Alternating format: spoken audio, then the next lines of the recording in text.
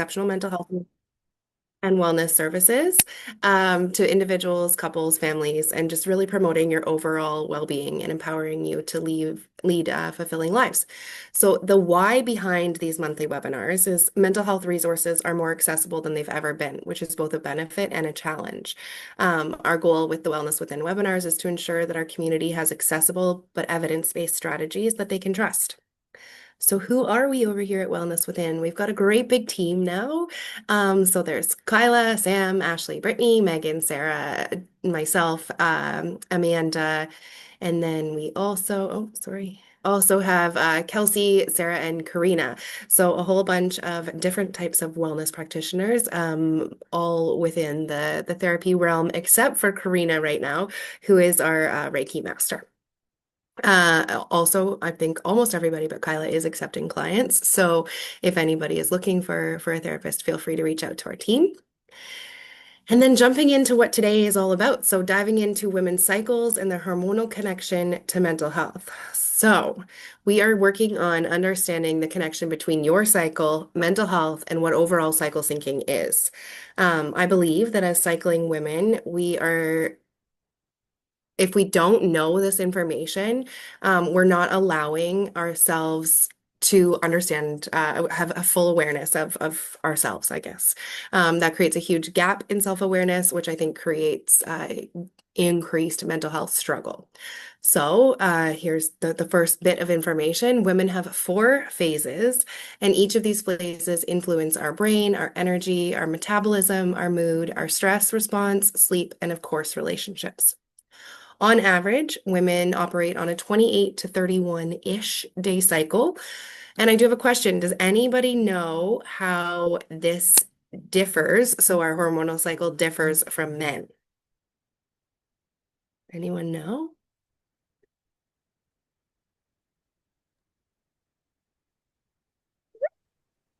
Right. Darcy, can you see the chat? I can't. Can Okay, you? perfect. Yeah.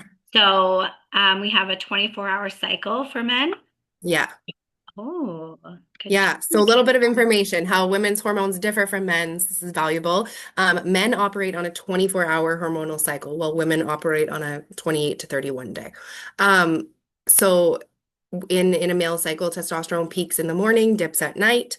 And there's a bunch of other hormones in there as well, but that's the big one. So men's energy, focus, mood, and all stay relatively stable throughout a day. Obviously, like environmental factors play into that, but hormone factors stay fairly stable, or at least repeat the same cycle every 24 hours. Very interesting because medical research is predominantly male focused, as many of us now know.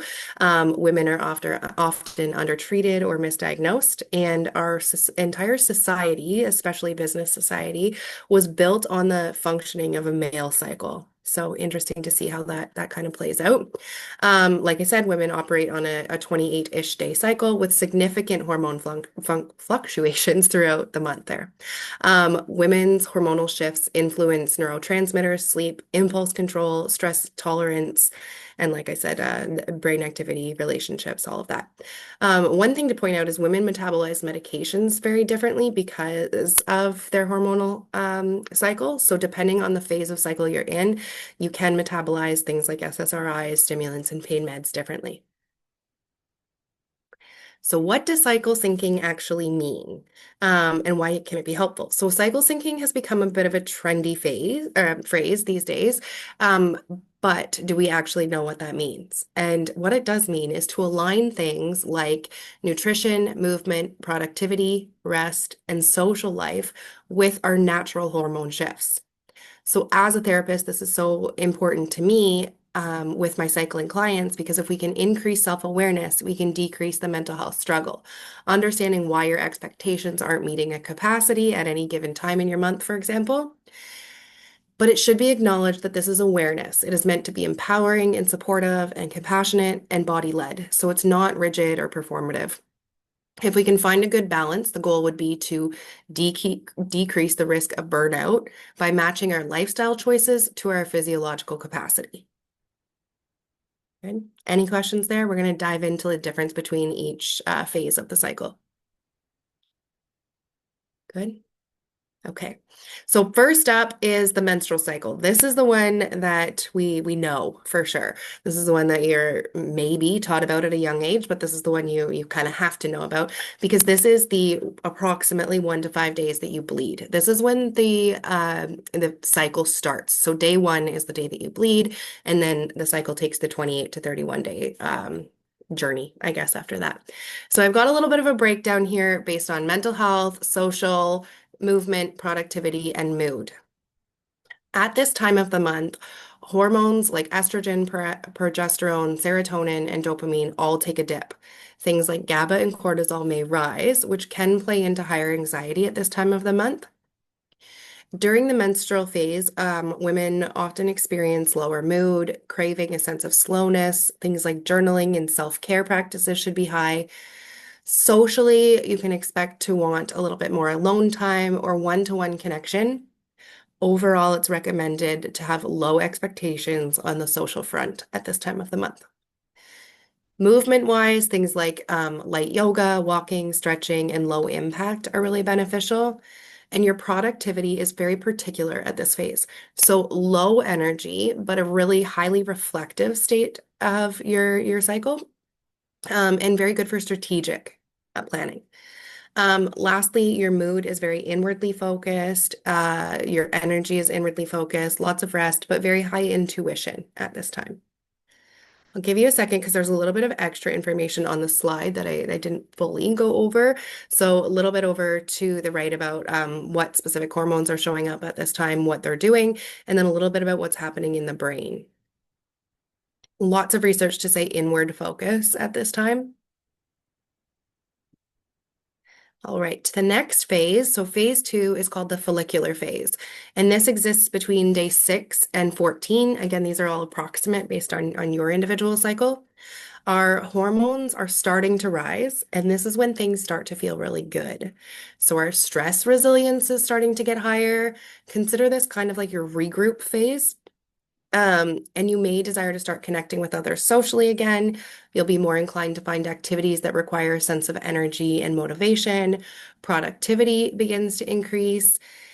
And this is when creativity starts to get really high. So it's actually probably the highest phase of the month that for creativity. Movement wise, things like lifting weights, good cardio, strength training are beneficial at this time of the month. And overall, you'll feel that rise in energy starting to feel a little bit better at this time. So we're getting a rise in estrogen, a boost in serotonin receptors, boost in dopamine activity, and there's a little bit higher of prefrontal cortex functioning at this time, which can show up in lots of areas of your life. Your brain is releasing one thing that's kind of cool. Your brain is releasing very specific hormones at this time that aid in the selection of the best egg. So there's a lot of work happening behind the scenes in your brain at this point where it's trying to find which egg to actually release, which is kind of cool. Before you jump into the next one, D'Arcy, there was a question and you might answer it, but I'm just going to put it out there. Have you read any research showing a correlation between our phase and physical illness? So catching a cold, so maybe with immune system being more tired or working hard. Yeah, not specifically, but based on some of the stuff that I have read and know about, it totally makes sense that you would. So the energy output at different times is really different. And when there's significant amount of energy being put into one area, actually, I'm going to go back a slide. Um, yeah, it's coming. So there, but the energy output in actually the next phase is there's so much energy going to this that then there's a decreased energy going to immune response and that sort of thing. So likely that luteal and beginning of menstrual phase that you would be more likely to catch germs. Yeah, thanks. So the ovulatory phase. So it's a measly little 2 day phase, but it's our best phase most often. Super high estrogen and dopamine and serotonin, meaning you're feeling really, really good. Your resilience and confidence is highest at this time of the month. And if you have any boundaries that you've been considering setting, this is the time to set them. It's sometimes a little bit of a joke, but also true that partners, if they have hard conversations to bring up, they should bring it up in ovulatory phases. partners, friendships, any of that kind of stuff. Socially, you're a butterfly this time of the month. You're ready for parties and events and deep connection and networking. And the bonus is your prefrontal cortex is actually more efficient at this time. So expect a rise in libido at this time for a handful of reasons, and one being the increased confidence. So you actually feel better during these couple days of the month because you're literally functioning better. So if we look at prefrontal cortex, it's most efficient at this time, and then the limbic system is connected to that, allowing for a higher libido. Um, Lots of surges of our really good happy hormones at this time. And then we move into our luteal phase, typically lasting somewhere between day 18 and day 28, a long and very hard phase for most people. So during this phase, the feel-good hormones are on the decline. We are definitely more reactive, more critical, and our stress threshold is actually at the lowest that it is throughout the entire cycle. So you'll likely want space in this phase. Think chill activities, minimal activities, and if any, companionship is likely like 1 to 2 people. So small groups. Movement should be slow, resistant sort of exercises, outside movement, things like yoga nidra can be really helpful at this time of the month. But this is definitely a time for reflection in work and life. So, time to wrap things up, it's time to slow things down, time to kind of prepare for the menstrual phase. And you can expect heightened emotions at this time with a shorter temper, more irritable, and more negative automatic thoughts at this time.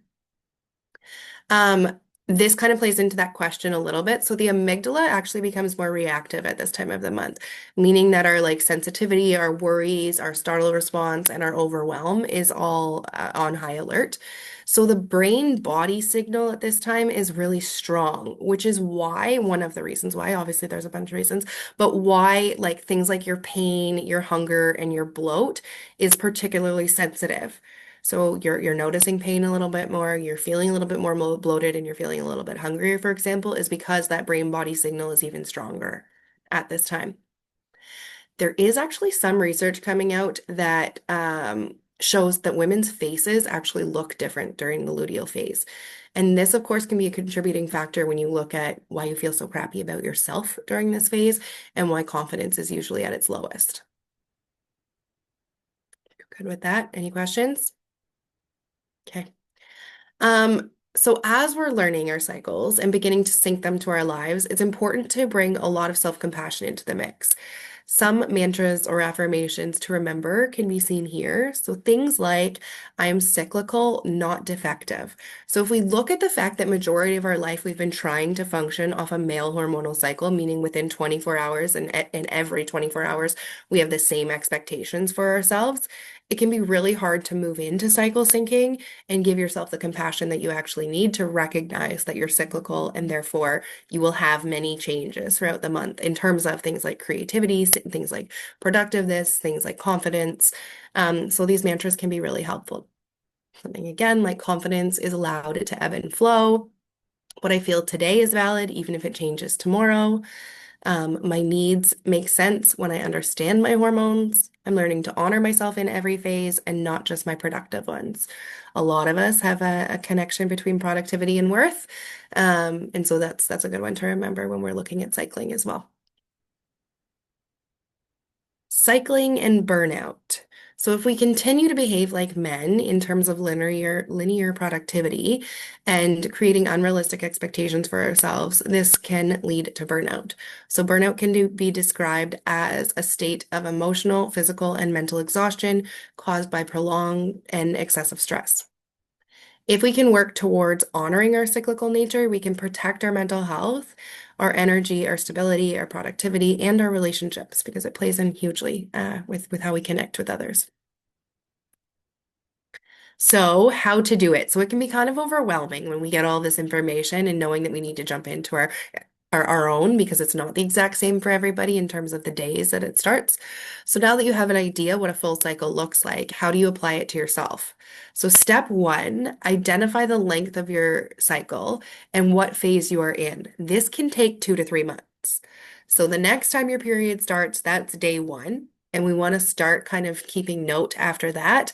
I can provide this slide or even just those the little infographics I had previously, the little wheel. And if you want to print those wheels or keep them on your phone or something like that, you can write down little notes about each phase. So, for example, if your menstrual phase starts on day one here, notice cravings, notice how your body feels, notice your mental health at this time, and how many days it lasts. And then you move into your follicular phase and you do the same thing. So, step two is the tracking of your symptoms. Notice things like your creativity, your social capacity, your libido, your mood, your confidence. And lastly, you want to begin making small changes based on the information that you've gathered on each phase. So start applying your movement to the phase that you're in. Start connecting the work and productivity to the phase that you're in. Um, and I also want to mention that connecting with a naturopath for some of this work could be really helpful. And we do have a bunch of great referrals in the Kingston area. So if anybody needs any, please let us know. I also provided a whole bunch of resources on this page. It's very tiny. If you need it, a little bit more information, let me know, and I can always come back to this slide at the end. But a couple podcasts that give some basic cycle, actually some advanced cycle syncing information, some apps. So having a tracking app is really, really helpful. Um, I would say my favorite on this page is Natural Cycles. Um, and it is a hormone-free birth control fertility awareness tracker, and it does use temperature, so it is quite accurate in that sense. But there are a whole list of good ones there. And then lastly, some books that have again a lot of great information. So if you're interested in any of those, I can come back to this page if you want to jot any down.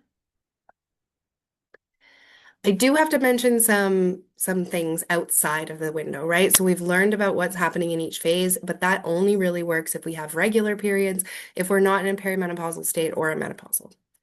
So perimenopause can begin as early as 35 and starts somewhere between 35 and approximately 45. So actually a lot younger than we had originally, like historically had been learning about.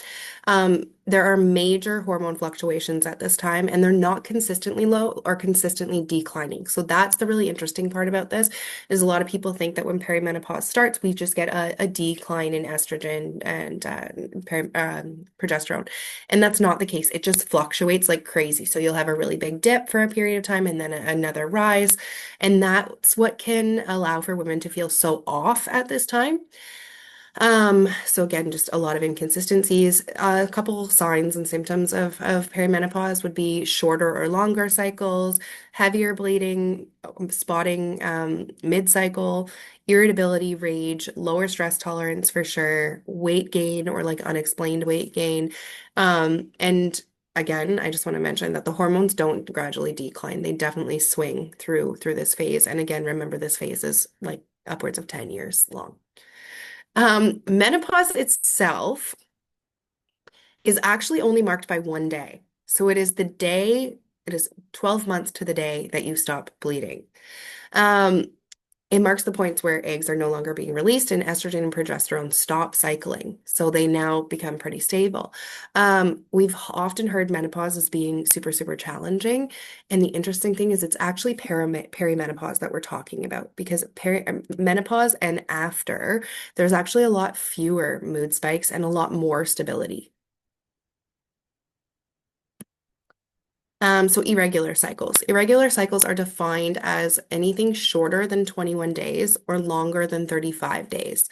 Things like extreme bleeding, heavy or light, so anything in kind of the extreme category, or significant variance in days of cycle per cycle. For example, this cycle you have a 28-day cycle, and the next cycle it's like a 37-day cycle. Um, Irregular cycles is something to get curious about and can often be a sign of other health conditions. So, of course, our recommendation here would be to seek medical attention from your primary care physician, nurse, or naturopath. Some of these other health conditions to be aware of could be things like PCOS, endometriosis, coming off birth control or starting birth control, perimenopause, postpartum also changes that, thyroid issues, overexercising, underfueling, or stress can affect our cycle length.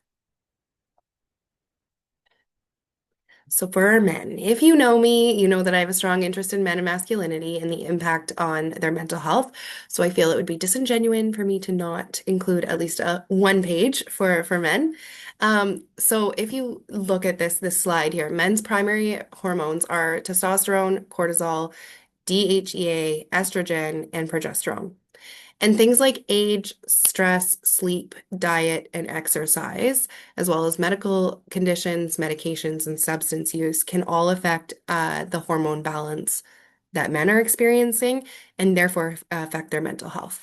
So, like I said, they typically exist on a 24-hour cycle, meaning the all of the hormones balance out in the exact same way every 24 hours. But these sort of things can play into that, or again, decrease them or increase them um, in a way that can become detrimental to their mental health or their output. So again, if you're in a relationship with men, you might notice some of those kind of things. Any questions? Okay. So PMS, PMDD, and ADHD. Lastly, so we are kind of wrapping up here. I do want to mention a few things about PMS, PMDD, and their connection to ADHD. PMS actually stands for premenstrual syndrome and includes the emotional, physical, and behavioral symptoms that occur 1 to 2 weeks before menstruation.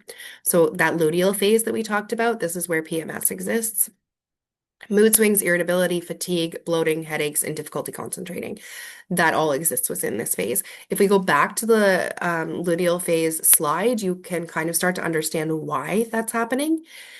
But then the one that's really important for us as therapists would be the premenstrual dysphoric disorder. So PMDD, it's severe and disabling form of PMS. So symptoms include extreme mood swings, depression, anxiety, anger, and sometimes suicidal thoughts. These symptoms interfere significantly with daily life and relationship. The really interesting thing for me is there's a lot of research coming out right now between the connection of ADHD and PMDD. So ADHD can significantly worsen the symptoms of the luteal phase, which brings us to often a diagnosis of PMDD. Um, Estrogen and progesterone affect the same neurotransmitters that ADHD is affected by. So that is often why, but there is a significant research coming out about that connection. So if this is you and you think, again, it's very important that you connect with your family doctor on that because there can be a couple resources medically for that. Otherwise, it would be connecting with a therapist to really work through some tools and ways to cope with that imbalance. And because we can't get rid of our cycle, we do need to kind of work within it. And so some acceptance, but also a lot of tools. Can I Okay. jump in with a question? Absolutely, yeah. I more maybe discussion, but I know that you and I both recently had new babies too. So I'm fresh in that mindset of what happens during pregnancy. So when our hormones, like our cycles are not necessarily as easy to track based on our periods, what's going on? Do you have that information? It is, there's such a fluctuation in hormones at this time, and it's again like very unique to each woman. So um for example, I use the Natural Cycles app for tracking, and there is a pregnancy and postpartum phase in which they recognize that like you're not going to have the same cycle. So I'm definitely in postpartum, Mhm. not back on a full like 29-day cycle, which I think mine is usually 29 or 31 days. And so, but it's nice in the app because it will start to tell you like, oh, you're getting really close. Mm, So the last two cycles have been like 33 days. So you're getting back to that kind of window in which the again, if we look at the cycle as the whole, it's that we want the hormones to repeat themselves every 28 to 31 days. And that's not typically well, it's not happening at all in pregnancy. And it's not happening quickly after postpartum either. So allowing for fluctuation in that time frame. When you get out of, and I want to say out of postpartum, but we know that that's not really like an end date either.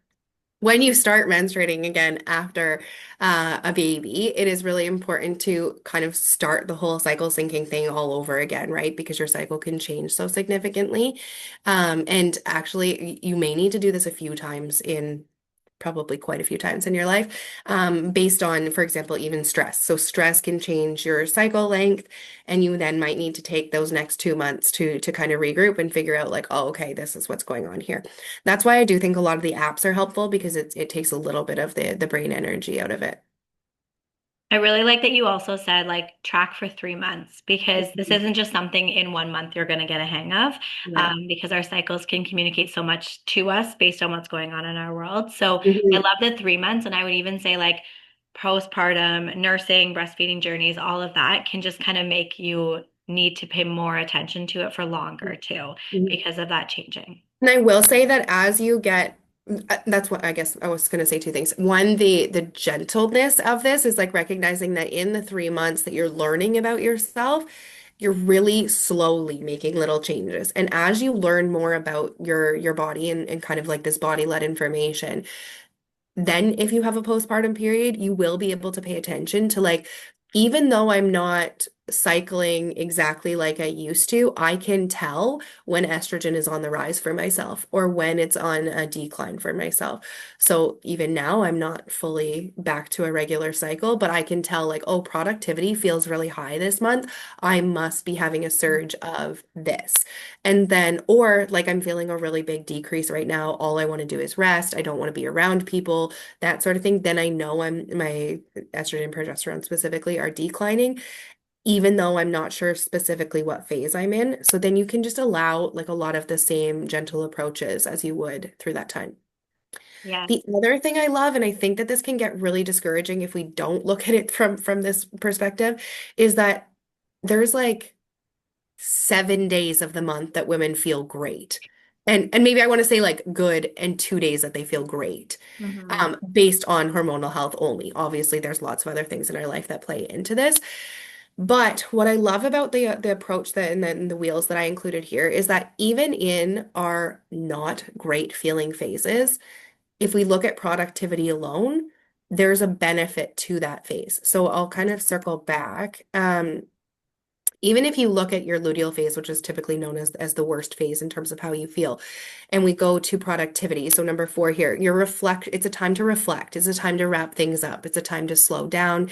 And it's a great time to like, for example, here, meal prep, but also prep for whatever it is that you're needing for the next week, which is again the menstrual week. So it's not like a write-off. It's not like I can't do anything and I all I can do is lay on the couch and I have 2 or 3 productive days of my entire month. It's like, no, I need to change how I look at that. And I can really utilize the types of energy that I have at this time for the type of work that I'm doing. So I think that's really helpful to see that it's not your feel good time, but it still has its own value. And like again, even just a rest time, we all need that. So I like I that you said that because I felt like a lot of maybe it's also like I'm sick, so I'm coming at it from a perspective right now of just like defeat. Like, look at all of the things that we have to go through. And I'm thinking, like, my husband gets to go through this quicker yeah, in a yeah, way. Like, it's in how absolutely. unfair does it feel sometimes, to It really not can. always be operating at our peak, It right? really can for sure. And Yeah. it's actually when I work with clients on this, that is a big part of like the radical acceptance part of the kind of crappiness. But then when we flip it, is your husband, for example, doesn't have a rest period. Yeah. So he has to function, not has to, but you know what I mean, based on hormones only, has to function the same every single day. And if we really capture our cycle syncing, you would be able to say, like, these 3 days are where I'm going to do my high energy stuff, the stuff that I need. I'm going to connect with people. I'm going to do this. But then it's built right into my month for me to slow down. And when I say month, it's not like first to 30th, just so everyone knows. Um, and I'm going to build in rest. I'm going to build in slowness. I'm going to build in walking as opposed to strength training. And it does allow for more variance and more, again, I think the risk of burnout is so much less when we connect to ourselves in this way. Yeah. And I think depending on where I am in my cycles, I probably would take on this information differently too, right? Yes. Yeah. Yeah. Like Yeah. even True. reflecting Yes. now, like I just looked at my app to see kind of where I was at based on how I'm retaining this information. And yeah, very interesting. Yeah. Yeah, This is it is. amazing, Darcy. Thank Are you. there any other questions? I haven't seen any more come in through the chat. Okay. You also don't need to use the chat. If you do want to hop on, you can just unmute and start talking. That's totally fine Right. too for anybody. Because otherwise, I feel like Darcy and I could probably just talk about this like for the Okay. next There's half so hour. much information. Yeah. Yeah. Yeah, even like I think so interesting that the amygdala becomes more reactive in that phase. And so I think too there's a little bit of a like especially when we tie PMDD or even PMS into it, the dark thoughts or the challenging thoughts that come up in the luteal phase, or like the like low motivation, those kind of things, is we really blame ourselves. And we're like, what's wrong with me? How come I'm doing this? Everything in my life is fine. I should be fine. And we get really negative on top of the negativity. And when you recognize that it's actually chemical, what's going on, I think we can give ourselves a lot of grace. So I feel like it's almost phase based, where it's like within that phase, level one is understanding who you are and just paying attention to so the tracking piece. Number two is understanding the knowledge. And then number three is giving yourself grace. And then maybe number four is the empowerment part. So like, okay, now I know I exist this way. How do I empower myself to function at my peak given what I'm capable of at this time? Yes, I love that. There's a question that has come in and it aligns with that. For PMDD, I know there are lifestyle changes and awarenesses to manage, but are there any formal ways to work on it, like meds other than SSRIs? Um, I saw it like I was looking at you and you're like, ugh. Yeah. No, there's not a lot. So PMDD is also like fairly new in terms of becoming like public knowledge. Uh, Doctors, just from what I've heard, like don't have a ton of information on this, and there's not a ton they can do. So they typically treat for depression or anxiety, whatever that looks like. And if we're looking at the depressive side or the anxiety side, then it's also through psychotherapy. What kind of skills can we offer? I actually think, and I have a number of clients that do have a PMDD diagnosis, and I will mention that all of those clients also have an ADHD diagnosis. So I think that connection is so key. But there was definitely a very dark phase in that diagnosis of feeling like, well, now what? So now 18 to 28 days, like my day 18 to my day 28 is absolutely terrible. It's dark, it's miserable, there's suicidal thoughts, it's extremely depressive. But when we allow for cycle syncing to really happen, we can prepare ourselves for that phase in a really different way. And we actually do have a lot more control over it than we do without the knowledge. So again, if we come into that phase, recognizing I'm really going to focus on reflection, I'm really going to focus on um, the like start bringing focus inward. I'm going to work on creating space for myself. My workouts are going to be slow breathing, walking outdoor, like all of these things. Then we can actually really benefit the symptoms of PMDD or just luteal, we'll call it. Mhm. Yes, that's amazing. I really think like the other thing that's popping up into mind is just like the lifestyle component of many of this stuff is also society, right? Like I look at Yeah. the structural perspective of a lot of things and the trends over society and like what's expected of women these days versus what was expected of women years ago. So Mhm. different, but our bodies haven't changed. Right? Yes. And so So I like tried not to make this slideshow too much about like patriarchy and all of that, yeah, but we could really get into the fact that, and I made a little mention of like our business world, our social world, all of our institutions, everything was created around a male hormonal cycle, meaning that we have the expectation that every 24 hours we are the exact same. yeah. And I love to just daydream about imagine it was around a woman's cycle, like our business world, our financial world. Like it's just, I don't know, I think it's a fun, It, a fun yeah, I thought. think this also like goes in so many other directions too. Like I could even look at like the shame that's oriented, like response to feeling shame, self-compassion is a great antidote to that.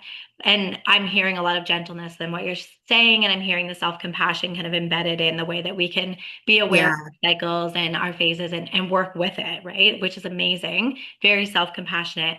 But like we have this society in that shames women right before their period. Like it's common that Yeah. we hear, and I imagine you even hear this in your sessions when you bring up like, are you close to your cycle? There's like a standing back a bit, like, whoa, Yeah. what are you saying? Are you accusing me of being dysregulated or too emotional or sensitive right now because of that idea of that PMS and it being so Mhm. negative, even though it doesn't have to be, right? Yeah. Yeah. Yeah. Yeah, Do you notice that in absolutely. And I session? think, sorry? Do you notice that in session when you bring up Yes, like I actually how is your usually cycle? apologize before I say it. Like I'll I say, love it. I'm really curious where you're at in your cycle, and that's not it's because I want to add some information for you. Um, yeah, I do have these little, I don't have it right beside me right now, but these little wheels printed out and late, what are they called? What's it called? Plastic over them, you know? Laminated? Yeah. Laminated, thank Yeah. you. And that's really helpful, and I use it a lot with clients. So that's why I recommend if you want it, one, it's on our Instagram, both of ours, and two, I can send you the documents, and if you want them printed or whatever, I do have a client that printed them, and like she just jots down her notes on all of them as she was starting the cycle syncing journey. Okay. I love this. And actually, we just put all of this information, Darcy created it into a blog. So we also have that on the website. It was just True. put up today.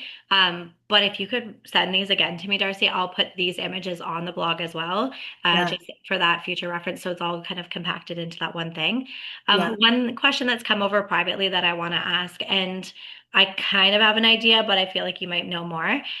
How do you get a formal PMDD diagnosis? So I feel like this is a common one too. Is like many women identify it with it and have like an informal Mhm. diagnosis of this. But is there such a thing of getting like a formal diagnosis, and what would that look like? I think from like I mentioned, I have a client that what was diagnosed, and I think it was a little bit more the doctor has said, like based on these symptoms and these other symptoms, I'm going to say you likely do. So I think that was like as far as it's gone. It's a lot of like self-advocacy. So I actually helped the client just in terms of printing some of those articles about the connection between ADHD and PMDD. Naturopaths are much more likely to be able to look at your cycle in terms of what's going on, hormone tracking and all of that, to say like this is really showing up at this time. So for example, that's why you're so anxious or you're so depressed at this time that it makes sense that that might be a diagnosis. But um, I guess I would like my answer is a little bit no, it's hard to get a formal diagnosis, but do you need it? And Mhm. if you can diagnose yourself and saying like I have all these symptoms, this is what's showing up for me, then how can we help you with that? And I think there is help. It feels minimal, but I've seen progression in people around this. So I think with the awareness and then with some of these tools, there is progression. And I would say that there's so much movement in our medical system now Yeah. too that it's coming.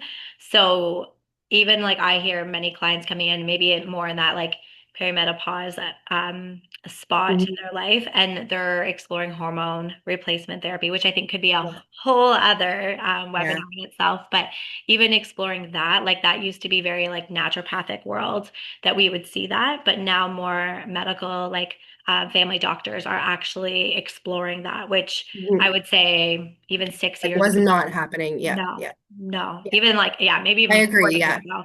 I think even again, just the research and the label of PMDD, that's like fairly new. Like that has not been talked about, I would say even 5 years ago. So the recognition is coming, and then there is a lot of research to back some of those connecting ties, which I think if you could provide that for your doctor, I'm hopeful that they would hear you on that one. But yeah, it is a lot of self-advocacy. Yeah, story of our life as women. Yeah. Tell me what phase I'm in based on my advocacy mindset right now. I'm like ready to start Havoc here. This was really helpful. Is there any other questions coming from anybody?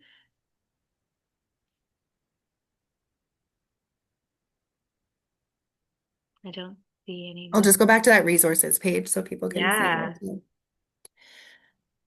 I feel like I did write a question down, but it's more like therapy based, maybe more. But I'm just curious, like, how you're noticing that this has helped your practice with clients and like what you've noticed as like success. Like I know you obviously can't share like client details here, Mhm. confidentiality wise, but like what are some successful ways that you've seen this work? Yeah. I think when you say that, I think so much of the flow of like the initial kind of acknowledgement for like, have you considered what's going on in your cycle? Do you know anything about your phases? And that education, which I guess as women here, I'm sure we could all say that the knowledge around our phases or our cycle came way too late in life. Yeah. I think that I would love if this was stuff that was talked about in grade 4, grade 5 kind of thing. Slowly, the information coming that way. But so think what I've loved seeing and I get really excited about the progress is the knowledge, and then comes a whole bunch of shame and a whole bunch of guilt and a whole bunch of like self-judgment. And then comes a whole bunch of grace. And I think that, and then even like again, the empowerment part. So I think I've really seen that flow of like, okay, people get really interested in trying to learn about their cycle. They learn about their cycle, but then they feel really crappy about it. And like, wow, I feel crappy more in a month than I do good. And then it's like, okay, but I need to be gentle with myself because there's actual reasons why I'm feeling this way. Like this isn't me. And I guess that's the big part is there's so much blame in this and self-blame. And I'm sure all of us have done that where like just like pull up your socks and go do it. Who cares how you feel right now and how sore your body is and how messed up your mind's feeling at the moment. And you have to kind of push through. And then I think with this knowledge and with some of the skills that we're able to do in session, we're able to kind of build back a little bit of confidence and self-compassion, and then again, like really empowerment. Mm-hmm. Yeah. Mhm. Gives us a voice. I love it. Yeah. Yeah. Yeah. And I think again, just that self-understanding, like if you know how you work at this time of the month, you know how you work today, then you have a lot more grace for like why it was hard to get out of bed today, why I didn't want to eat anything, why my pants don't fit properly, why I don't feel like I look nice in the mirror. Like if we have an understanding of that, then I think we can give ourselves a lot of grace instead of like right back on me. So if I know I'm in my luteal phase, and my pants don't fit right and my face doesn't look nice to me, I can take a little bit of a step back and be like, okay, this is why. It's not me. Yes. Hmm. Okay, Yeah. so another comment came in saying, I feel what D'Arcy just said very strongly. When it was first presented to me, I dove into it and then got frustrated because it felt so unfair, but now it's very helpful and almost reassuring. Yes, I like Thank it. you. I Mhm. was like a little bit in that too, like that unfairness may be part I think of it's the a big beginning. part of Yeah, it. Like I really yeah, do think it's a big part of it. yeah. Can't wait to get to that reassuring part. Yes. I'm also thinking like my initial mindset is like, okay, well, maybe we need to take like that rest. And I'm bad for this. I need to carve it into my schedule. Yeah. Otherwise, I won't do it. So it's almost like knowing when I'm going into that phase, I'm going to have to like take 2 days off of work just to Yeah. be able to like force myself into that rest. But I would Yeah. love to get to a point where I can just be gentle and compassionate with myself, opposed to having to like take Mhm. days where I need to be in rest. And in motherhood and business ownership, it's hard to do that, right? So Mhm. I think getting to a point where it can be you're working with it, opposed to using it as like something that abruptly has to set a boundary and then does that make Yeah. sense? I Yeah. think too, like if you look at the little bit, and I know it still Mhm. should be much more than this, but the little bit of grace that you give yourself in pregnancy or postpartum, where it's like a little bit more talked about, that mom brain thing, where it's like, oh, I made a mistake at work today, or I forgot to send an email or something like that. And you're like hard on yourself, but you're like, okay, I also just had a baby, so I'm gonna give myself it. The goal is to get there, like Yeah. through, each week of your cycle where you're like, oh, okay, like yes, I forgot that email, but I'm also in my menstrual phase, which means my prefrontal cortex is actually not working as well as it is in my ovulatory phase. So I Those think two that days. knowledge. Yeah. Those two really good days, but Yeah. this is amazing. Okay. Follicular is good too. It's like a good lead up. Mhm. Yes. Yes. Okay. Is there any other questions? There are a few extra slides at the end, just wrapping up, not in relation to the Yes. topic at hand. So we can still run through those, but just wanted to give a little bit more space for if Yeah. questions come up. And we can also hang out a little bit afterwards, Darcy, for if anybody wants to pop on and ask more questions, like more privately, we can Mhm. create some Mhm. space for that. Okay. Yeah. Do you want to jump in? Yeah, so our at the end here, like let's work together. So you can book a consult with one of our therapists to start individual couples or family therapy. You can definitely join our monthly wellness webinar series as a participant or a guest speaker. So if you have a topic you think you could share with people, we would love to invite you in. You can register for one of our workshops, our groups, our events. All of this information is on our website. And if you're interested, you could also join our team. So we are always looking for new connections. And if you think you're a good fit, then please reach out. Website would have all of that information and contact and that sort of stuff. Anything you want to add there, Kyla? We're making a little bit of changes to the wellness webinars come 2026, so the new year. We have just been therapists doing this because we love doing it. Technology is not our best friend here, especially D'Arcy and I. Yeah, Sorry to loop you into that, Darce, but it's very true. so we are recording them, like I mentioned at the beginning, but in the new year, we're hoping to have it more like you can register for the webinar series every month. And so you'll get the link regardless, and then you choose whether you can register or not. So we're looking at kind of shifting that a little bit. So that may help also with the awareness of these. But please encourage, because this is really great information. We work really hard at this, and we love bringing in this. The details of just things that we see in sessions, right? That's the point behind wellness webinars is that we're seeing these topics come up, we're seeing our clients needing this support, and we want to make it available to everyone because therapy isn't always available to everyone. So definitely like spread the word, and then hopefully in the new year we can get you guys all connected to being able to like have access to this every month opposed to like needing to watch an eye to see whether it's a good fit for you. It'll just kind of pop up in your mailbox. Hopefully not as another annoying email is my biggest fear, but yes, definitely open to some feedback on how to make this smoother for everyone too to access that information. Yeah. Yeah. And then lastly, just thank you for showing up. It's like Kyla was just saying, these are usually really big interests of ours and the topic that we're choosing is something we're really passionate about. So thanks for showing up. If you do have any follow-up questions, please don't hesitate to reach out. And our next monthly webinar series will be about navigating grief during the holidays. So if you're interested in that one, you can register as well. Um, Mhm. awesome. Thank you so much, Darcy. And Yeah. feel free to sign out as you wish, everyone. And feel free to hang out if you have any more questions or comments. Okay. Thank you.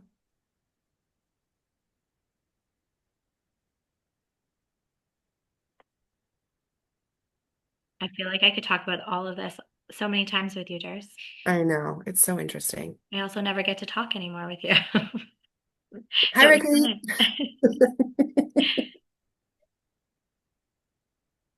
fun.